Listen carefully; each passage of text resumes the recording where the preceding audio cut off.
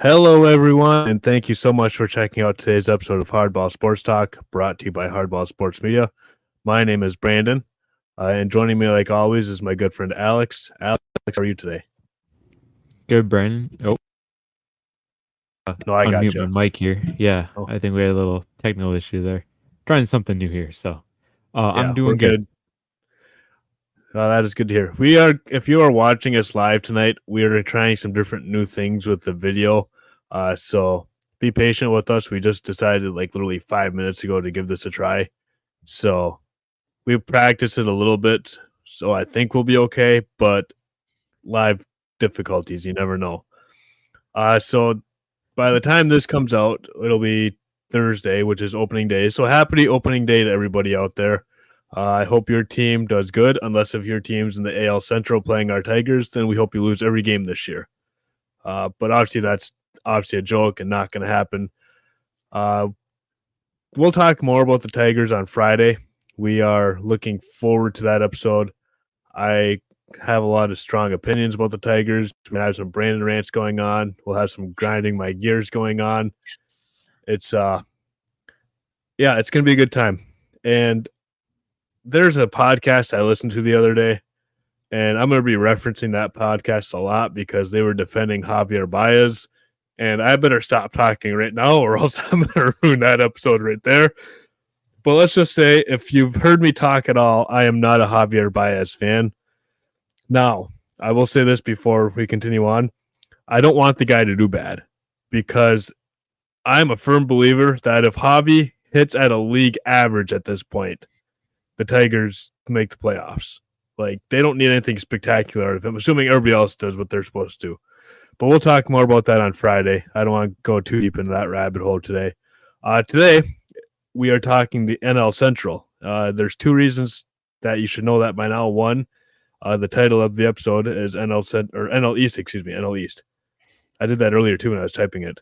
Uh, it's NL East today. There's two reasons to know that. One, the title of this episode, and two, I am wearing a Montreal Expos hat, which is no longer the NL East. They are technically still, I guess, they're now the Nationals. But I try to wear a hat for whatever division we're talking about, and I figured, what the heck, let's wear the Expos hat today and have a little bit of fun with this. So bring back baseball to Montreal. By the way, I'm in on that. Let's get rid of Tampa Bay and let's move them to Montreal. I'm in. But that's a different conversation for a different day. So to get started here, Alex is going to talk to us about the New York Mets, and then I will go with my team after that. So Alex, get us started here with the Mets. Well, thank you, Brandon. Here we go. Talking about the Mets here. When I was looking at this team, I'll say this: their team batting average was horrible. They were actually 14th out of 15th in the NL teams. I think their total batting average for collective was 238. So yeah, that's pretty bad. Um, but they did have some home run powers. Leading off with my boy Pete Alonso. I love watching him hit. He hit 46. We have Francisco Lindor hitting 31. Francisco Alvarez hitting 25, and Brandon Nimmo hitting 24. So they did hit home runs. It was just all the other stuff. They were not very positive.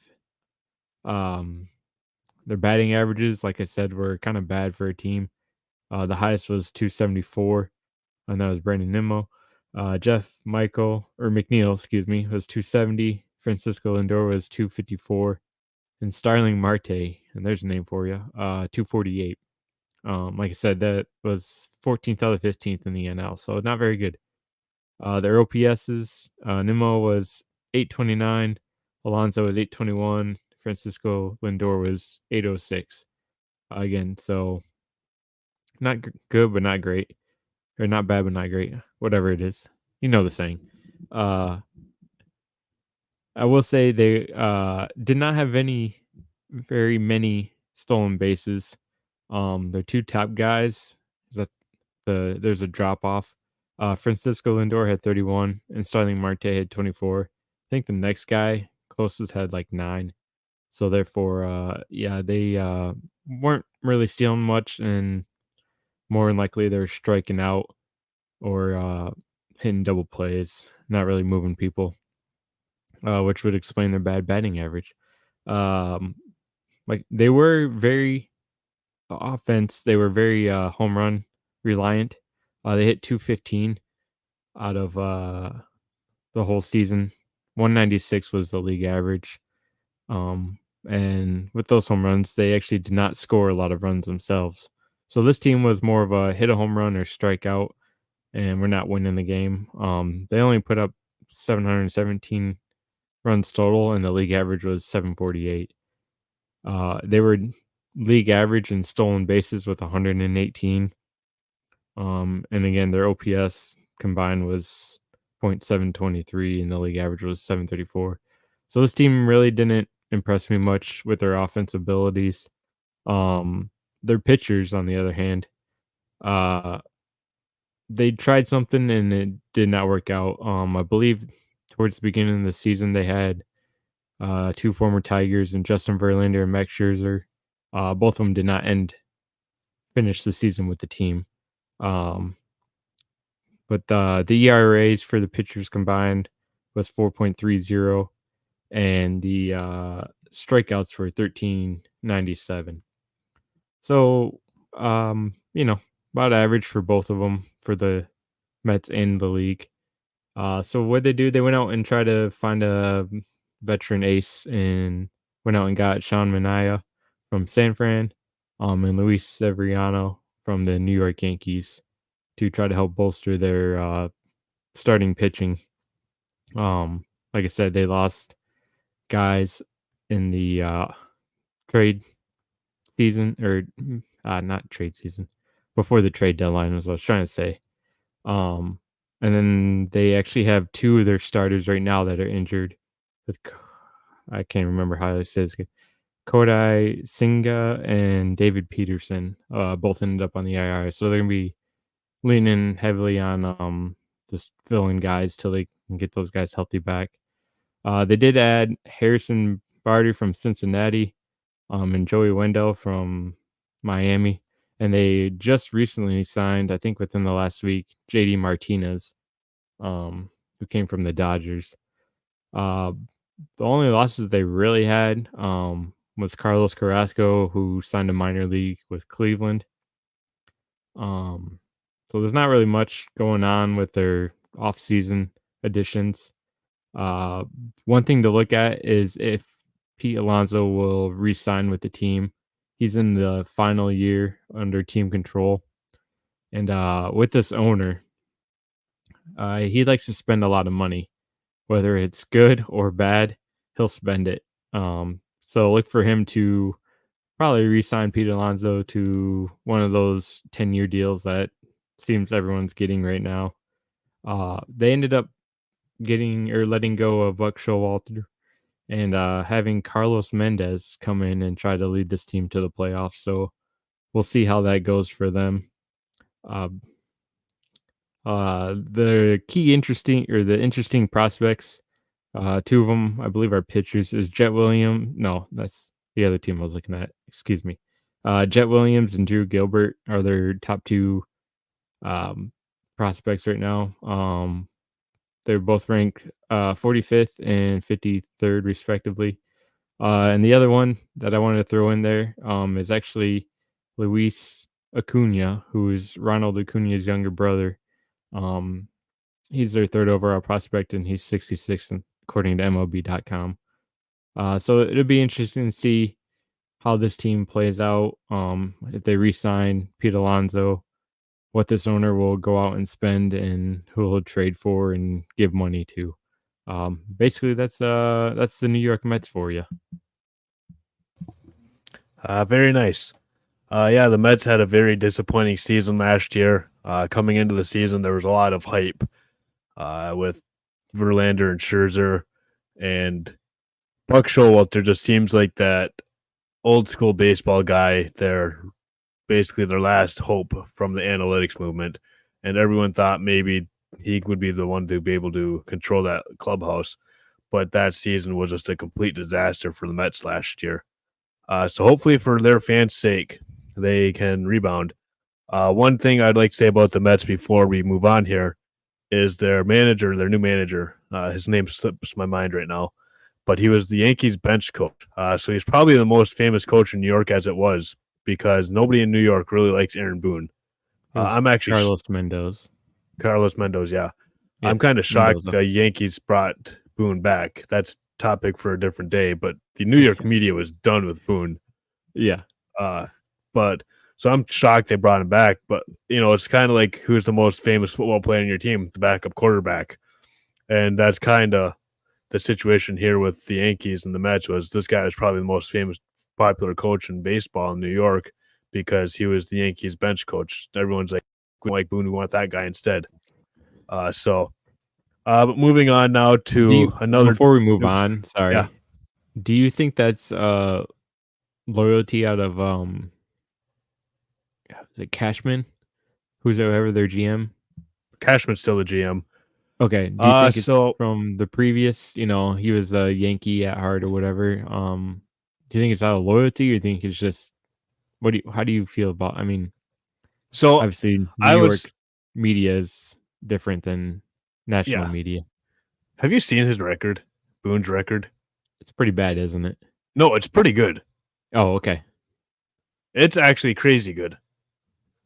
Like, if you would have told me his record, I'd be like, there's no way anybody wants this guy fired. No Right. way. I mean, I know they had a bad year last year, but we're not here to talk about the Yankees. But yeah, I was shocked they kept him, just because the New York media is done with him. And I think if George was still around, I think he would have been fired. Actually, I know he Okay. would have been fired. Yeah. But I think a lot of the Yankees firing and hiring managers of the old days was George, and not necessarily Cashman or whoever the GM was at the time. I think it was Right. more George doing that than the GMs. Gotcha. Okay. I was just curious. Yep. But moving on now, I have the Washington Nationals here next. The Nationals coming off a pretty disappointing season. They won that World Series in 2019, I believe it was. It was 2019, because they beat the Astros, and then the whole sign stealing scandal came out. So ever since then, though, the Nationals have not been a good baseball team. It's kind of like the Miami Marlins, who I will be talking about in a little bit, how they seem to win a World Series and then tear it down. And that's kind of what it feels like the Nationals have done. Last year, the right fielder Lane Thomas led them in home runs with 28. Their catcher Keibert Ruiz had 18, and so did shortstop CJ Abrams with 18. Stolen bases, CJ Abrams had 47, and Lane Thomas had 20. So really, CJ Abrams ran all around, and then nobody else on the team came close to him. Lane Thomas led the team in strikeouts, however, with 176. So he hit a lot of home runs, but he also struck out a lot too. For OPS sake, Jamer Candelario, our old friend with the Tigers, he was with Washington last year. He had an 823 OPS, and Lane Thomas had a 783 OPS. So not anything spectacular there for OPS sake. When your best player is 823, that's not a good sign usually. And then the best pitcher, in my opinion, was Josiah Gray with a 3.9 ERA and 143 strikeouts. As a team, they only managed to score 700 runs, which is 48 behind league average of 748. They hit 151 home runs, second worst in Major League Baseball, only behind Cleveland. And Cleveland was tried basically to play small ball. They had 127 stolen bases, which was 10 more than league average of 117. However, they did not hit a whole lot of home runs like we mentioned. They also didn't strike out. They only had 1,149 strikeouts, which was second fewest, and that's also behind Cleveland. Their team OPS, however, was 709, which is a little below league average of 734. So the offense, it wasn't anything spectacular. It wasn't the worst offense in the league by any stretch of imagination. They did lack in power, but they didn't strike out. They were basically not a modern day baseball team, as they're trying to get on base and create runs instead of going for the home run, which I respect that. I like those approaches better personally. I think it's a more entertaining brand of baseball to watch, to be completely honest with you. But that is not where the game is being played today. So Today, it's the three true outcome where you're trying to strike out, walk, or hit a home run. And that's where baseball's become.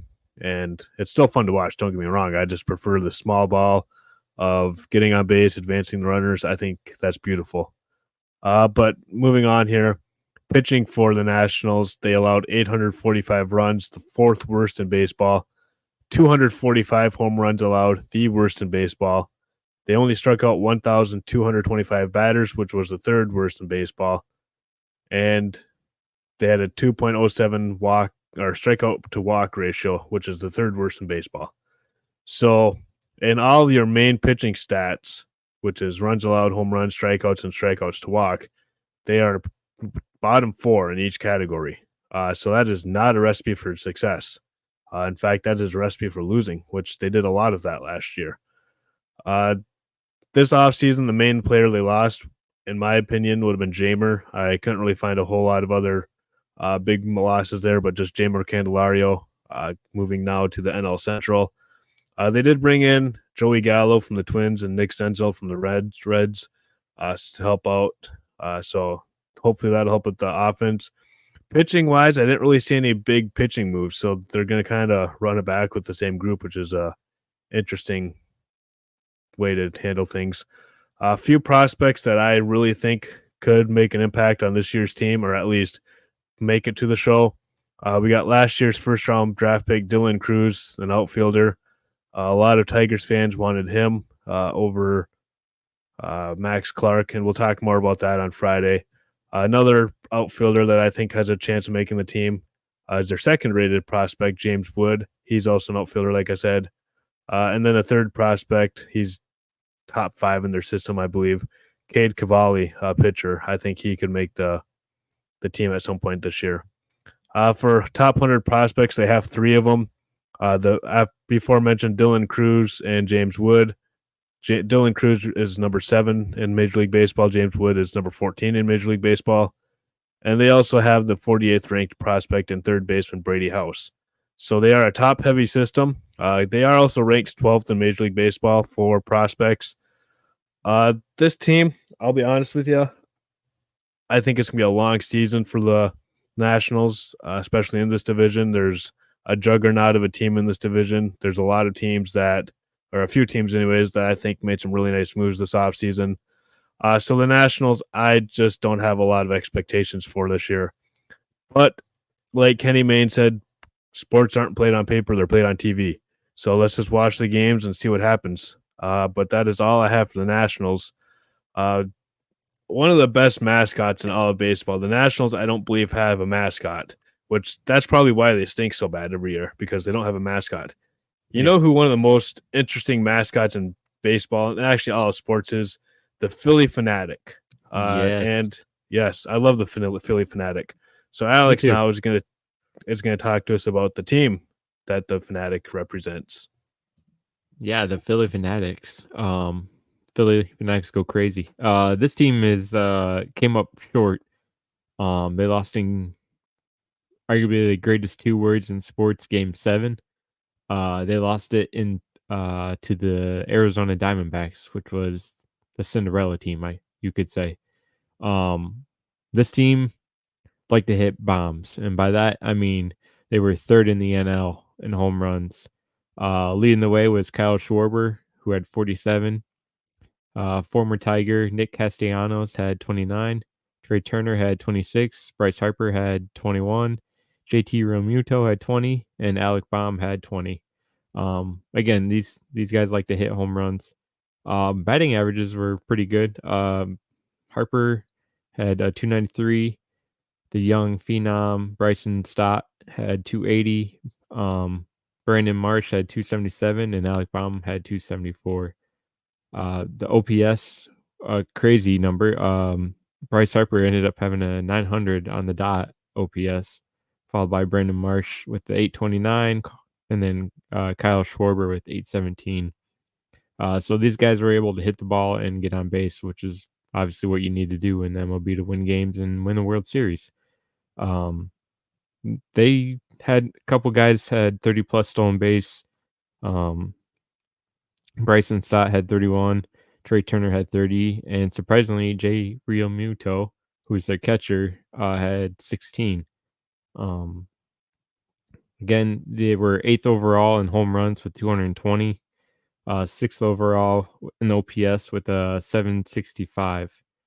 So this again, team like to hit the ball, either far or strike out. In Kyle Schwarber's case, interesting fact. I'd have to look at the stats, but the Phillies are 45 and 45 when Kyle Schwarber does not lead off in the leadoff spot, and he was like 100. They were 100 and something and 109. They're above it. It was a good win percentage when he led off in the DH position, which is pretty funny that your DH leads off the game when he's just there to hit home runs, I guess. So interesting stat. Their pitching, on the other hand, they were pretty good. They were below the league average in ERA with a 0.4 or 4.03. And they struck out a lot of people with 1454. Um, so their pitching was pretty good last season too. That kind of helped them lead the way to the NLDS. I did like what they did. They went out and added a veteran utility man in Whit Merrifield from Toronto. Luckily, the Tigers don't have to see him because he always ended up killing us. So they wanted to see him that often, being in the NL team now. They went out and got former Tiger Spencer Turnbull, and then Kobe Allard from Atlanta. The big addition was they were able to re-sign their ace Aaron Nola and extend the contract of Zach Wheeler to keep that pitching staff intact, which was good. The big loss I would say they had was Bryce Hoskins, who went to Milwaukee. And that actually moved Bryce Harper, who never played there before, over to first base. And this year will be his first time playing first base full time. Saying he may or may not go back out to right field, but they want to keep him at first, and he wants to play at first. But he's a team guy now. He said he'll don't never say never about going out to right field. They did lose a couple guys, pitching staff. Craig Kimball went to Baltimore. Uh, their rental from the Tigers, Michael Lorenzen, went to Texas. So those are two losses they had in the pitching staff. Their one of their top prospects last year was Johan Rajos, who hit 302 in 59 games. So they're hoping he can keep that up.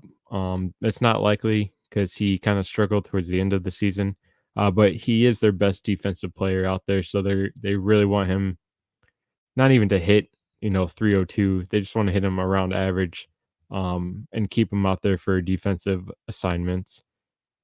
Two guys that they're really excited about. Unfortunately, one of their prospects, and Andrew Painter, ended up tearing his UCL, which kind of hurt him. But he was their top guy previous years. And there's a story out there about him striking out. And this isn't batting practice, so it doesn't matter that too much. But making Kyle Schwarber look silly with the strikeout and a nice curveball that he had too. On I think it might have been Harper. I have to look at it again. So yeah, this team they didn't lose much. A few pitchers here and there. They added a few as well, but this team is looking to make a run into the postseason again. Very nice there. One thing I want to add to that is Kyle Schwarber leading off is not crazy in today's baseball. Today's baseball is so power central that the days of, I'm going to not date myself, I'm going to say some names that we probably haven't heard in a few years here. The days of having Curtis Granderson bat 1 and Placido Polanco batting 2 are probably done. We're probably not going to have Placido Polanco, for example. I don't know if anybody remembers him, but he was the Tigers' second baseman in the 2010 range in that area. The guy had no power whatsoever, but he would get on base. He would take his walks. He had a really good glove. He wouldn't be in baseball today. I mean, they'd find a spot for him, but he wouldn't be the player we all remember him being, of a solid hitter. Like everyone would be like, I think he would still be in the game. he'd still be in the game, but I don't think he'd be as well liked Well, because there's no because he power. doesn't home. Yeah, Yeah, that's what I mean. Like that's why I'm not huge on this power thing, because like guys like Placido Polanco, I'd rather have that guy on my team where he's gonna give you a good at bat, he's not gonna strike out, than these guys like Joey Gallo, who's gonna go bat 150 with 30 home runs. hey man, Like that's chicks just me dig the though. long ball. That's all I Yeah, gotta say. Yeah, I know they do. I mean, I like a home run. Don't get me wrong. I like home runs too, It but at sounds what like you cost? don't like home runs because you're talking At, about how you want this guy who doesn't hit for power. Give me the long ball, baby. yeah, I'm just saying I don't like strikeouts. I'm, Well, you know a I'm team that probably did strike out a lot. yeah, the Miami Marlins. You know, There we go. who also Placido Polanco played for at one point in his career too. Yes, he did. I saw him live. Yep. But yeah, I had the Marlins, and I had all these notes written down about the Marlins, and then something happened today, which is gonna make me go on a Brandon rant here. So here we go. I'm gonna do a little intro for you guys for the Brandon rant. You know what really grinds my gears? You know what really grinds my gears? The Miami Marlins ownership. This is a joke of an ownership right here. Every time they have a decent ball player, they go ahead and say, somebody else take him off our hands. We don't want him. Think about it. You had Miguel Cabrera there, and now after 4 or 5 years in Miami, at the time they were the Florida Marlins, they ship him up to Detroit. Thank you, by the way, for giving us Miguel Cabrera, because we really appreciated him in Detroit. I'm not complaining as a Tigers fan. I'm complaining as a baseball fan here. And then Dontrell Willis was also in that trade, which Dontrell Willis, if you go on Baseball Reference for the Miami Marlins, he is a top 10 player in that franchise history. That's how pathetic that franchise is, okay? And Dontrell Willis, he was a good pitcher for like 3 or 4 years, but he is not a top 10 player in any organization. That's how bad that organization is. Second player off the top of my head, we got Christian Yelich, who started out in Miami, and he was really good. He hit the ball really hard, and they couldn't afford him. You know who could afford him? Milwaukee. Milwaukee doesn't pay anybody, and they bring in Christian Yelich, and they pay him better than Miami does. Like, come on, that's a joke.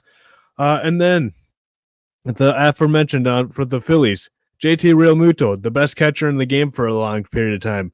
He starts with the Marlins, and everyone's like, all right, the Marlins have a really good catcher here. No, they don't. They're going to send him in division to Philadelphia.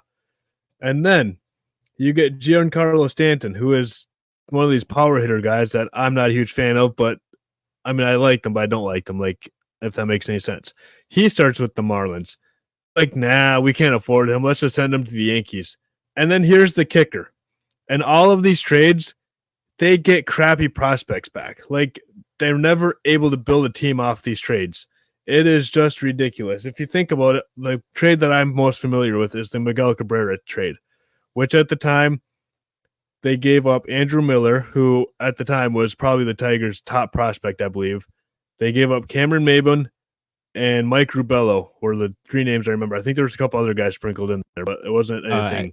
Actually, I think the big name was Jacob Turner. Turner was in that. Mm-hmm. Yeah. Well, he didn't turn out to be anything either. No. So all these guys from Miguel Cabrera, who is going into the Hall of Fame, like no questions asked there. And even if he stayed with Miami or Florida at the time, the guy was going into the Hall of Fame. Like, he was killing the ball with Florida. And then you're going to give him away for absolutely basically peanuts. And again, I know Jacob Turner was a big time prospect, but he didn't pan out, which that happens. But like, you have to have a better success rate than that. And the reason why I'm so passionate about this today is because in 2022, this person, his name was, let me see if I wrote it down here. Let me get to it. I stand corrected. That was a different trade with Miami. I thought, Jacob Turner, Rob Brantley, and Brian Flynn for Anibal Sanchez, and we got back Omar Infante with that trade. My bad. Okay, I was going to say, I thought Jacob Turner was a little later than that. Yeah, still. Yeah, but still. Today they traded away John Birdie. who was an infielder with the Marlins. In 2022, he led Major League Baseball in steals with 43, I believe it was. And this was before the bigs became bigger, and now that Acuna Jr. led the league and was 73 this year, which Alex will talk about that here in a little bit with the Braves. But, I mean, you got a guy who can steal bigs. He had a little bit of off year last year. So even you're selling him at the wrong time. Like you're selling him on a bad year. The guy has one bad year after a really good year, and then you're going to sell him at the wrong time. Give me a break. It's gotten so bad for the Marlins that Derek Jeter came on board and tried helping out. And after spending like 3 years there, he's like, "You guys suck at your jobs. I'm out." And he literally left saying they don't care about winning here. I'm not doing this. And then they hired a GM.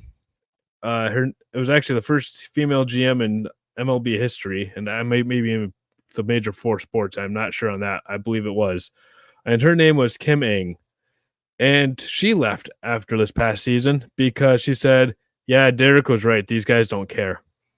So they bring in new president of baseball operations, Peter Bendix. He was the GM in Tampa since 2021. So I'm thinking by the back of my head, okay, they have an owner that's not willing to spend money. Well, so does Tampa Bay. Maybe this guy will be able to come in and do something. Well, you're trading away one of your better players, and here's what you get back. You're getting back a prospect from the Yankees who I believe, if I remember seeing it right, was ranked 25th in their system, something like that. It was a 3-team trade. The third team was Tampa Bay. They got back a prospect in Tampa Bay that's not ranked in their top 30, which I understand you're not going to get top 30 players in every trade. But like if you're trading away one of your better players to the Yankees, you better get something decent in return. And they didn't. And it just goes back to ownership to me. Like this ownership group does not care about winning. They never have. If you think about the history of this team, they won a World Series in 97, I believe it was. And then by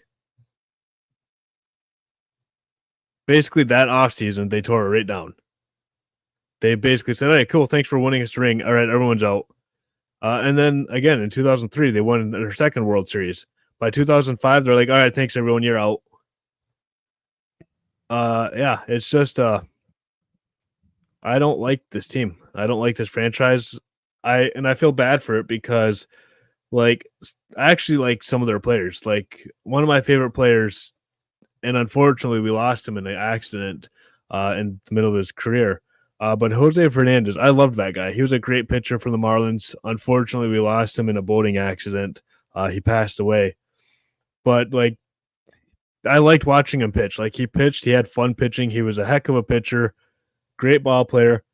Christian Yelich, great ball player. I mean, they know how to get talent and develop this talent, but they don't even try to keep it. Like at least like once in a while, and I understand there's a lot of small market teams out there, but like the Royals, for once in a while, the Royals even keep some of their players. The Brewers keep some of their players. Miami, keep some of your players. If you want to get a fan base, you got to keep these players. Like, it's not rocket science here. So I was going to do a preview on the Marlins, and then this trade happened today, and it ticked me off. A couple other players that they lost this year. They had Johnny Cueto, starting pitcher. He's currently a free agent. My guess is he wants to pitch, but I don't know if anybody's going to pick him up. Relief pitcher Matt Barnes went to Washington. First baseman Yuli Gurriel, formerly the Astros, was with the Marlins last year. He's a free agent. Relief pitcher David Robertson went to the Rangers. And then outfielder Jorge Soler went to San Francisco. A couple players they did bring in worth mentioning. You got Kurt Casale. They brought him in from a minor league deal from Cincinnati. They acquired Nick Gordon, a utility player from the Twins. Trey Mancini. They brought him on a minor league deal. And then Christian Bethancourt from the Guardians. They only have one player in the top 100 prospects, which again goes back to, does ownership actually care? And I say no, but I don't want to talk about ownership anymore because I've talked about them too much here. He is ranked 57 in all of baseball. Their system is ranked 29th in baseball. And yeah, they made the playoffs last year, so maybe maybe they're on the rise again.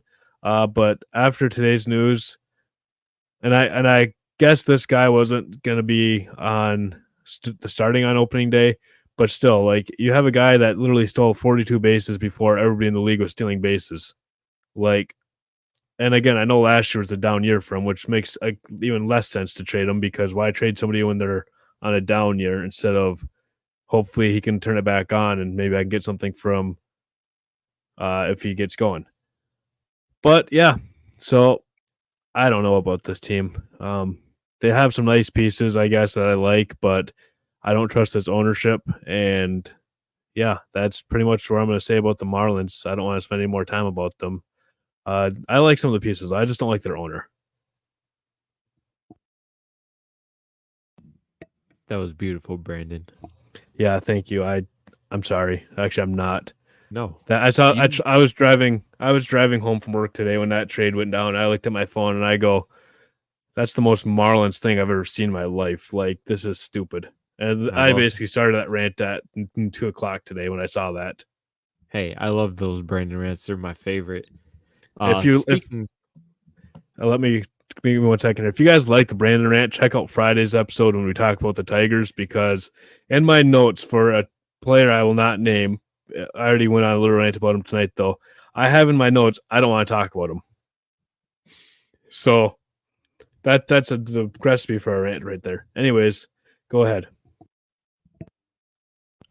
moving on from that wonderful rant by Brandon, we're gonna go to probably statistically the best offensive team last year, and that is the Atlanta Braves.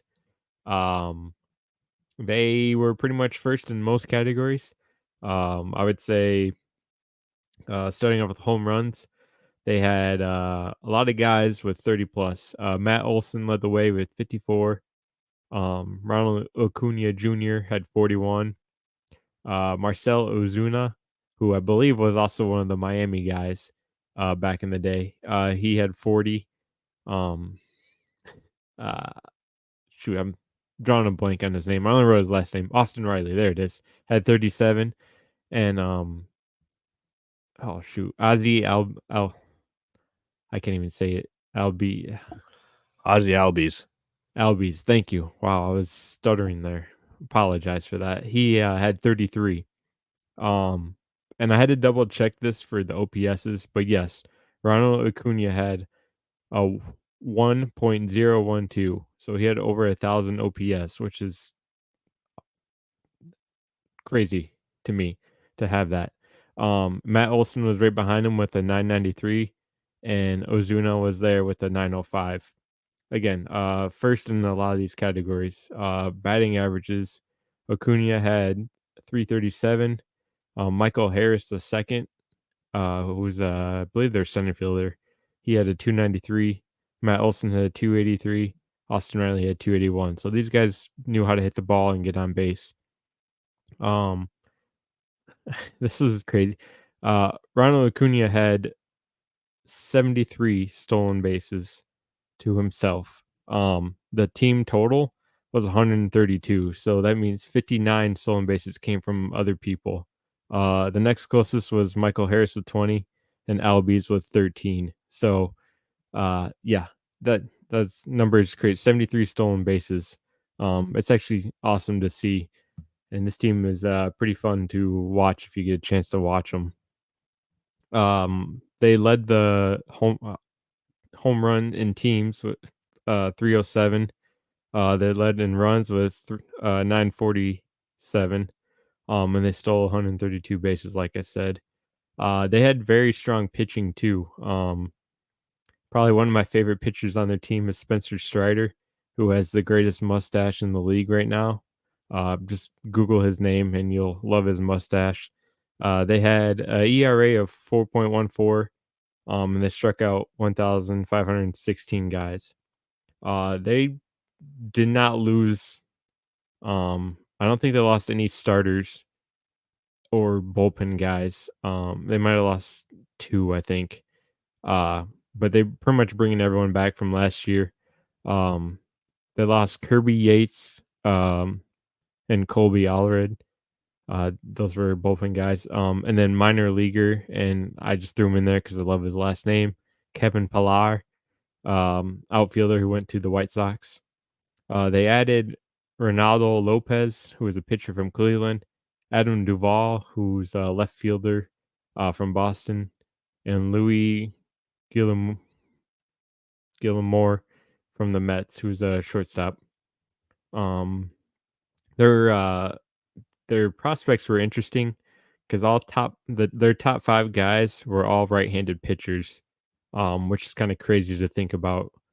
Um, it's kind of like the Angels a few years ago, who that's all they drafted was pitchers.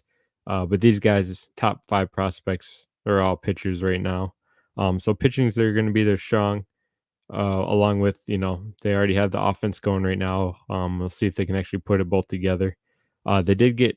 I did love the pickup of Chris Sale. I believe he was the off season or a trade last year. I don't quite remember. I think it was traded in the off season.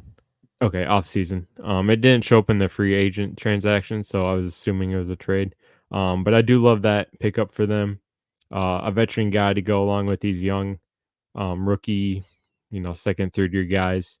Um, yeah, so I think their strong pitching will help them out here. And again, if you want to watch home runs and stolen bases, well, one guy had stolen bases, but home runs and hits, check out the Atlanta Braves season.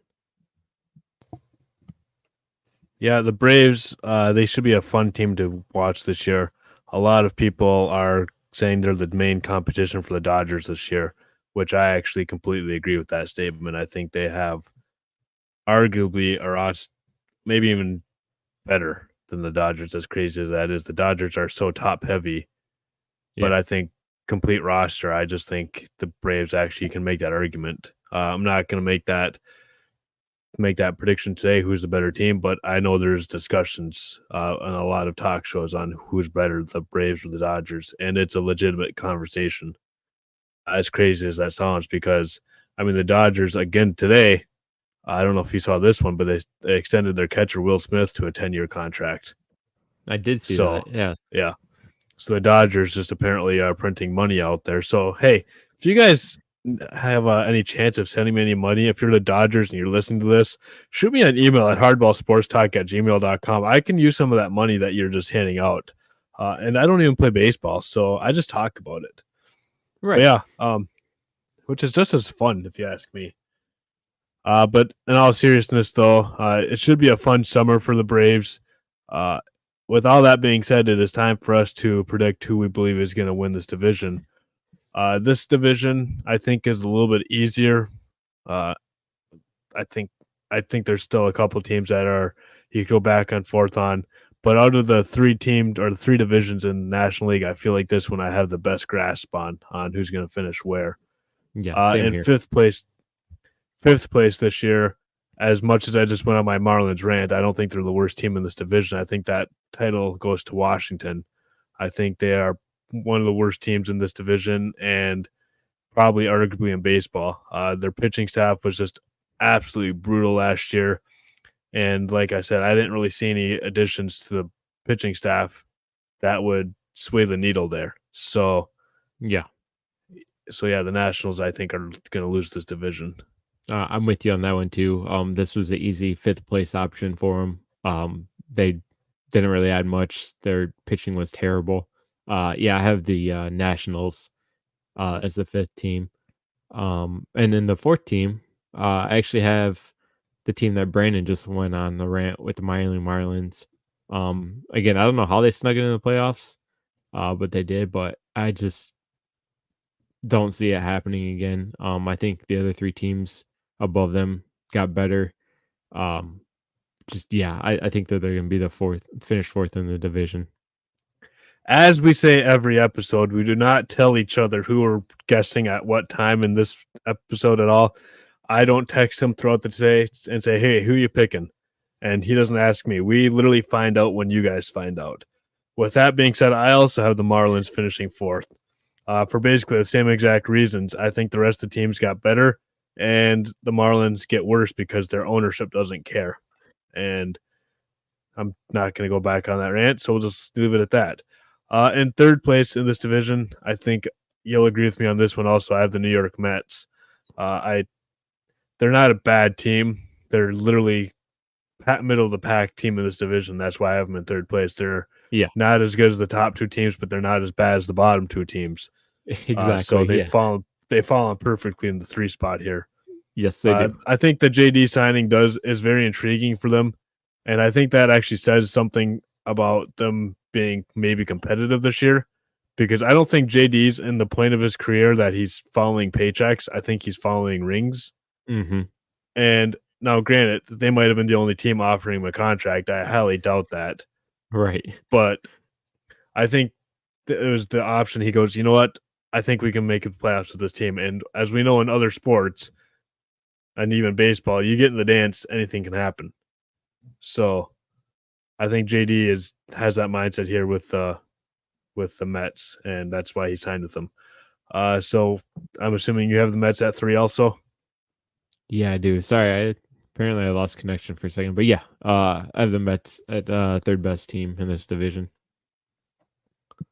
And that would leave Philadelphia as a second in the division here. I did like what they did.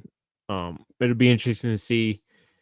Not that it matters too much, but you get a guy who's been an outfielder the whole time. You move him to first base. How much is that going to affect him? Just on the defensive side. Not that it'll matter too much because really it won't, because they'll just turn around and hit home runs. But I like the Philly. I like what they did in the offseason. Like I said, they didn't lose too much. They added a few veteran guys to help them out, pitching and then utility. But yeah, I think this will probably be one of the fun divisions to watch to see who sneaks into the playoffs. But I have Philly as the second best in the division. To quote Billy Bean from the movie Moneyball, first base isn't that hard, is it? Tell him, Wash. It's incredibly hard. That's kind of what I was thinking the whole time when you were talking about Bryce Harper moving to first base. And of course, it wouldn't be an episode of Hardball Sports Talk if we didn't mention our interview with John Minch, who starred in Moneyball as the bench coach. So if you have not heard that episode yet, I know we talk about it all the time, but it was truly a treat to have him on here. If you haven't listened to it, please listen to it. It was a great time with him. He's a great guy. We had a lot of fun with him. He had a lot of great stories. So be sure to listen to that. It is pinned on our Spotify. So it'll be the first episode you see when you type in Hardball Sports Talk. I also have the Phillies finishing second in this division. And again, we don't tell each other what we're doing. So there's his opinion is not factoring into mine at all here. It is basically for the same reasons. I liked their team last year. They have a lot of good pieces. They had a really good offseason. However, there's just a juggernaut in this division. I think there's only 2 divisions in baseball that I would not pick the Phillies to win, and that's the NL East and the NL West. Every other division, I think maybe the AL West with Houston. I think that'd be a really good race right there. Mm-hmm. But outside of those 2, maybe 3 divisions, Philadelphia wins any division of this league, no questions asked. But that leaves us with Atlanta, who, like I just said, arguably best team in baseball from top to bottom. And I know the Dodgers have the star power, and we're talking World Series or bust with them. So, but the Braves, they just have a lot of good young talent on this team with Acuna and all those other guys. They got the pitching. They got the fielding, they got the defense, they got the hitting. It's just a really good baseball team. And Atlanta, like, I don't know why, but like, I guess in the 90s, they were the dominant team. And I'm just kind of getting that sense again, except it's completely different because in the 90s, it was the 3 pitchers. Now it's the offensive players that we're excited about, which is really cool. So, and that means you also have the Braves winning this division too. Yeah. I mean, we kind of just talked about them. Again, if you want to watch a fun, exciting home run team, this is definitely a team to watch. Again, I like their young pitching staff that they have. I like that they added veteran Chris Sale to the team to help those guys out. Acuna is fun to watch too. And I really enjoy Matt Olson too. Those are two guys that I like to watch play baseball. But yeah, I have the Braves winning this division easily. All right, that is all we have for you guys today. I hope you guys enjoyed today's episode. We have a lot of fun making this show. I know it's doesn't always show it, but we actually do and like each other. Today wasn't too bad, but I know we had a little scuffle with the movies last week. But we are good friends, I promise. But yeah, we have fun with this. We enjoy talking sports with each other, and we enjoy you guys listening. Be sure to tell your friends and family about this and help us grow. It would really mean a lot to us. Share it on Facebook, Instagram, Threads if you have that, X or Twitter, whatever it's called now. Just share the word, and that'd be the greatest thing you guys could do for us. Also, leave us 5-star reviews on Spotify and leave us written reviews on Apple Podcasts. It really does help a lot too. And if you're not yet, subscribe to the YouTube, the Facebook, the Instagram, all of the above. If you have any questions or comments, leave us a message on our Facebook page or shoot us an email at hardballsportstalk@gmail.com. Like I said at the beginning of the episode, if you guys are listening to this on podcast platform, this was being released on opening day, Thursday, March 28th. So thank you guys so much for downloading it. First off, second off, I hope you guys enjoy opening day. I am looking forward to sitting down watching the Tigers. We got the White Sox start things off. Hopefully they can start off strong this year, because we'll talk about them on Friday, but there's potential on this team. We'll leave it at that. I'm not as completely down and hopeless as on the Tigers as I have been in years past. I'm not entirely sure how I feel about them yet, but I don't feel absolute despair. So step up in the good way, on the good ways there, guys. With all that being said, thank you guys so much for checking us out, and we will talk to you guys on Friday to talk about the Detroit Tigers.